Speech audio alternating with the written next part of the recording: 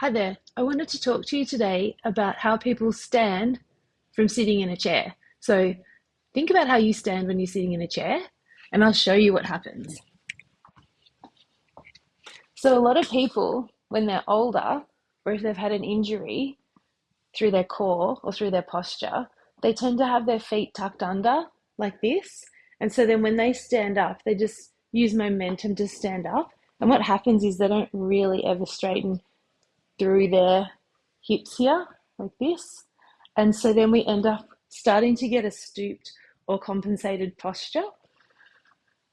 So, what I really like people to do, and I notice it just when I'm treating the average person, and even the person that I treated recently, who was a 40-year-old healthy male who'd had an injury to his low back 9 years previously, but had come to see me with neck pain. So, he's got an issue with posture in terms of how his neck curve and back curve, which also leads into his knee curves and arches of his feet, they're all slightly compensating from an injury he had 9 years ago. So he's healthy, he goes to the gym, um, he presents quite well in terms of mobility and strength, except that he's got neck pain with headaches.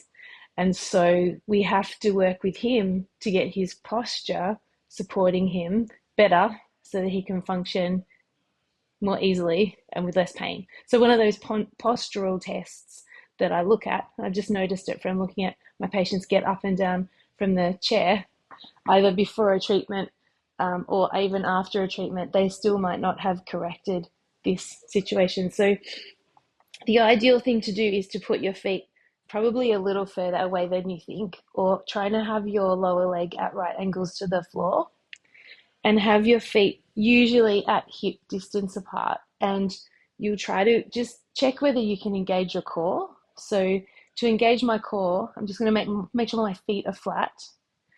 Um, you'll get more strength from your ankles and heels than your toes. So people come in like this and they're pushing off from their toes and they're all curled up and they're using momentum and they stay curled up. Whereas what we're going to try to do is have our feet flat on the floor, engage the core in our quadriceps, engage the core in our glutes and in our abdomen. And I picked a funny day to film a video because I did a dance class last night and my legs are a little sore. But anyway, so I've got my feet flat on the floor. I've engaged my core. And then you can also bring your hands like this to engage your core if you're feeling like you don't have the ability to stand up nice and easily. But we'll focus on our heels on the floor, not our toes. Got them at a nice position. And we'll try to just stand without moving our feet back in under the chair. So just engage the core, stand up, and let the heels be nice and strong on the floor, bringing the hips forward like this. And then you've got that really nice straight posture. So as opposed to toes in and using momentum, standing up and not quite getting that straight back with the hips nicely engaged forward. I'll show you one more time.